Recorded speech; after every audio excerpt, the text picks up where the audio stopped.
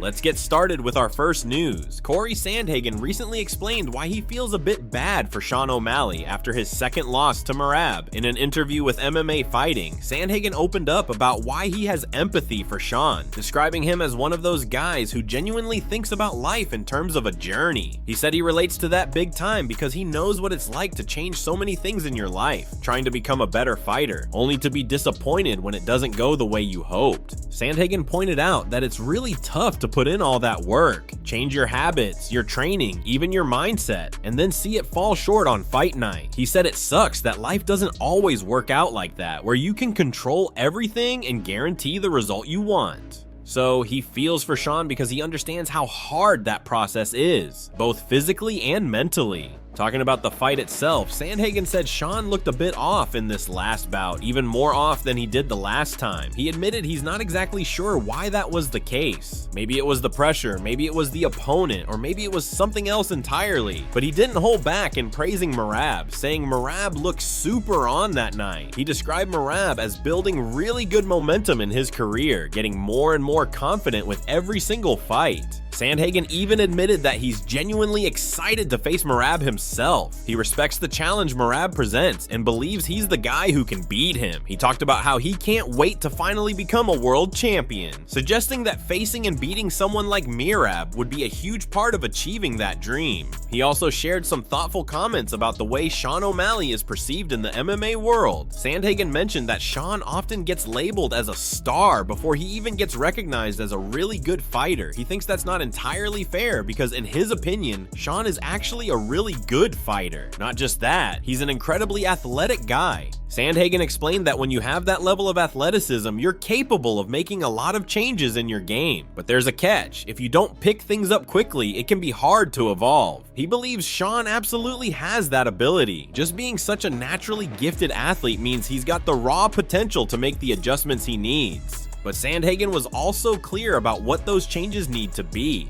He said Sean doesn't have to change things in his personal life, but he does have to change his technical fighting style. Specifically, he needs to be able to grapple with the really good grapplers in the division. He pointed out that Sean got away for a long time by being able to just one-shot knock out people, but the game has changed for him. Now he's facing for real, well-rounded, truly elite fighters. Sandhagen summed it up by saying you can't just be a one-trick pony anymore. If Sean wants to get to the top and stay there, he's going to have to evolve.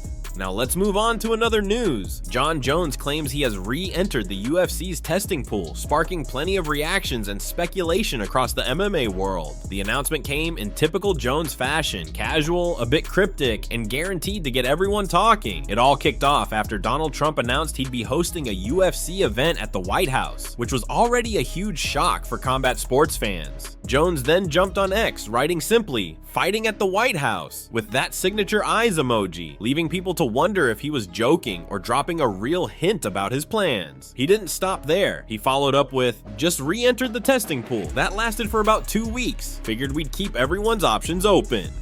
The news caught many by surprise since Jones had only recently announced his retirement, but this kind of back and forth is almost a trademark for him. He's been one of MMA's most dominant champions in the cage while being equally chaotic outside it. Fans are used to the roller coaster but still can't help getting caught up every time he makes a move. Speculation erupted immediately. Was he serious about coming back? Was this proof he's ready to fight again? Or was it just another strategic tease to keep his name buzzing and fans guessing? For Jones, this kind of intrigue is part of his appeal. He knows exactly how to keep media and fans on the hook, giving just enough to make headlines without ever fully showing his hand. It's also important to note that even the idea of a UFC event at the White House is so big and unusual that people can't help but wonder if there's real planning going on behind the scenes. Whether it's all hype or an actual strategy remains unclear, but just the thought of Jon Jones fighting on a card hosted at the White House has set imaginations on fire. Then there's the timing. With Donald Trump talking about hosting that event, you know Dana White is paying attention. He's always looking for ways to make UFC events as huge and memorable as possible. Adding Jon Jones to such a card would be absolutely massive. It would guarantee headlines, massive pay-per-view numbers, and global attention.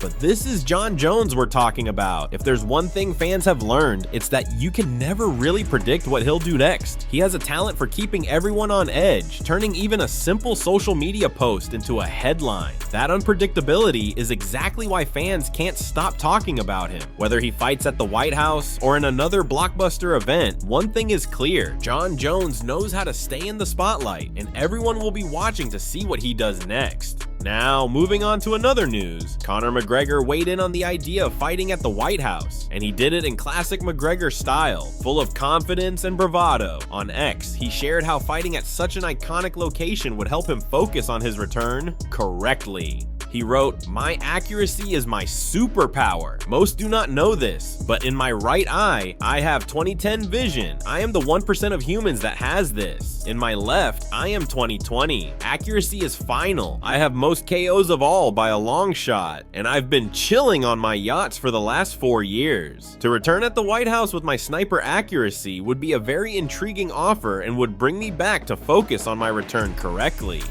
It's classic McGregor, hyping up his precision and knockout power, reminding everyone he sees himself as a different breed. But read between the lines, and there's more here. Even with all the bravado, there's a clear sense he's open to this dramatic, headline-grabbing return. He knows exactly what it would mean, not just for him, but for the sport. A fight at the White House would be something completely unprecedented in UFC history. It wouldn't just be another fight, it would be an event that transcends MMA, turning it into a global cultural moment, and McGregor knows exactly how much buzz that would generate. He's always understood the business side of fighting better than almost anyone. He turned press conferences into must-see television, sold millions of pay-per-views by talking, taunting, and creating the kind of drama that people just couldn't ignore. For McGregor, fighting at the White House isn't just another payday, it's a chance to make history, to do something no one else has done, to reclaim that spotlight he's so good at commanding.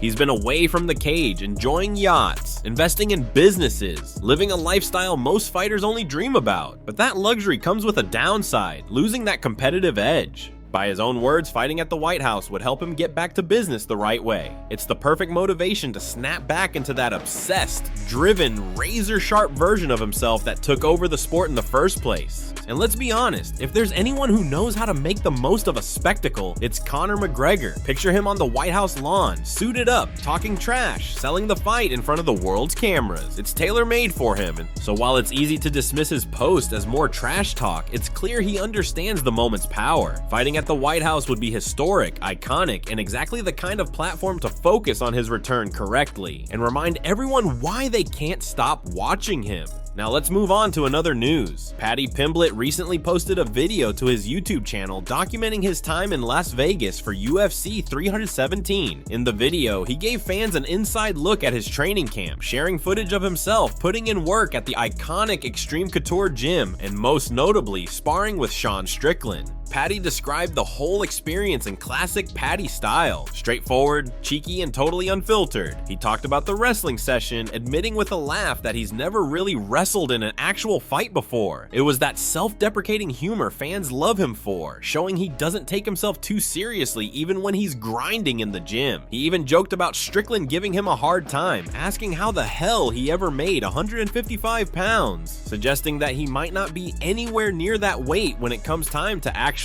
fight. But behind all the laughs and banter, Paddy sounded genuinely respectful about the experience of training with Strickland. He said it was nice just being around him and getting that time in on the mats together. Even though Strickland has a reputation for going absolutely mad in sparring, everyone in the fight world knows he can be a maniac in the gym. Paddy shared that he was actually really chilled with him during their rounds. He didn't try to take his head off or prove anything, just gave him a good, hard, but respectful session.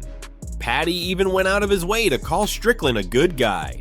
He admitted he's always been a fan of Strickland's, appreciating the way he fights and even the way he talks. It was a refreshingly honest moment from Paddy, showing that even with his own reputation for trash talk and antics, he knows when to give credit and respect where it's due. On the flip side, Strickland himself seemed to reciprocate that respect, even while keeping things playful. He called Paddy a big man and a tough guy, clearly impressed with the Liverpool native's willingness to step in there and mix it up with him. It's the kind of mutual respect that can only come from sharing rounds in the gym, testing each other in that raw, honest environment where there's nowhere to hide. This little glimpse into their sparring session reminded fans of something important. Even though the headlines and social media posts are often dominated by the trash talk, the insults, and the over-the-top antics, there's often a lot of genuine respect between fighters behind the scenes. These are athletes who know exactly how much it takes to even step into the cage, let alone succeed at the highest level. They understand the sacrifice, the pain, the hours of training, and the mental toughness it requires. Moments like Paddy's video give fans a peek behind the curtain, showing that for all the hype and drama that sells fights, there's also a real brotherhood in MMA. A shared respect that comes from knowing you're both chasing the same brutal, beautiful goal. And that's why fans keep watching, because beyond the chaos, there's heart, honesty, and moments of real human connection in this sport. Now, let's move on to another news. Arman Tsarukyan and Ilia Topuria have been going back and forth with some truly heated exchanges, lighting up social media and getting the entire MMA world talking. It all started when Ilia didn't hold back during an interview, calling Tsarukyan the easiest matchup of them all, even easier than Paddy. That's already a bold statement, but Ilia wasn't done. He really poured gasoline on the fire by questioning Arman's toughness and commitment in the harshest way possible. Ilia openly mocked the idea of someone pulling out of a world title fight because their back hurt. He claimed he couldn't even understand that mentality, making it clear he saw it as totally unacceptable for any fighter with championship aspirations. He went on to say he himself would fight without an arm if he had to. That's the kind of over-the-top bravado that gets everyone talking. Ilia said, "Imagine having the opportunity to fight for a world title, and when the day comes, you pull out because your back hurts. I can't conceive it. The day I was supposed to fight Volkanovski with Max, I would have fought no matter what. I don't care. I would fight no matter what." Those comments struck a nerve. Arman didn't take long to fire back. He wasn't gonna sit there and let it slide. He responded on X with some very pointed words of his own. He wrote, "Fun fact of the day, Ilia Topuria never fought anyone in their prime." That was a direct shot at Ilia's resume, implying the undefeated hype might be hollow if he hasn't really tested himself against the best at their best. But Arman didn't stop there. He followed up with another post that went even further, saying, "Another fun fact, Topuria regularly misses weight, so spare us with the fairy tales about fighting with one arm. You pulled out from fighting Charles Jourdain." That was a real dagger, bringing up past weight issues and accusing Ilia of being just as guilty of ducking out of fights as he was accusing Arman of. This kind of back and forth made headlines immediately. Fans love this raw, unfiltered trash talk. It's the lifeblood of hype in combat sports. But beyond the entertainment, it showed something deeper about both men. They're supremely confident, fiercely competitive, and absolutely willing to call each other out in public without pulling punches. It's the kind of exchange that builds real animosity and genuine hype. This isn't a polite call-out, it's personal, and that's exactly what the UFC loves. When two highly ranked fighters are trash-talking and willing to sign for it, matchmakers pay attention. If this fight gets booked, it won't just be another contender bout. It'll be a true grudge match that sells tickets, drives pay-per-view buys, and has the whole fan base arguing over who's really got the edge. Now let's move on to another news. Jon Jones has officially announced he's coming out of retirement.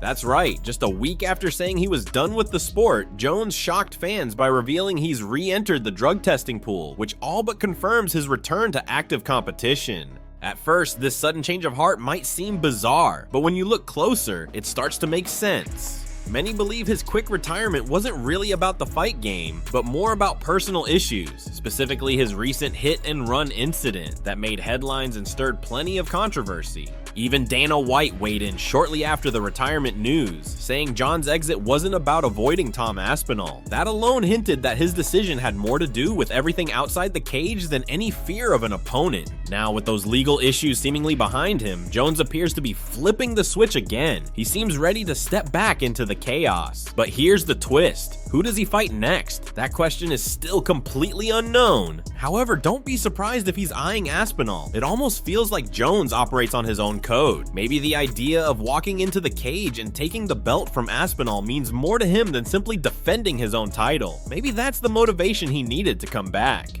Because with Jones, nothing is ever simple. He's always been a complicated figure in MMA, a man of unmatched talent, but also drawn to trouble. But one thing is clear, the heavyweight division just got interesting again. The fact that he's re-entered the testing pool means he's not messing around. He wouldn't do that if he wasn't serious about fighting. And yeah, some people think maybe fan backlash changed his mind in 2 weeks, but that seems unlikely. It's hard to imagine that online talk influenced him so quickly. Maybe he went out to Thailand, enjoyed himself a little too much, partied, woke up hungover and thought, I can't deal with fight camp right now. But maybe now he's gotten back on the straight and narrow. Maybe he's thinking more clearly.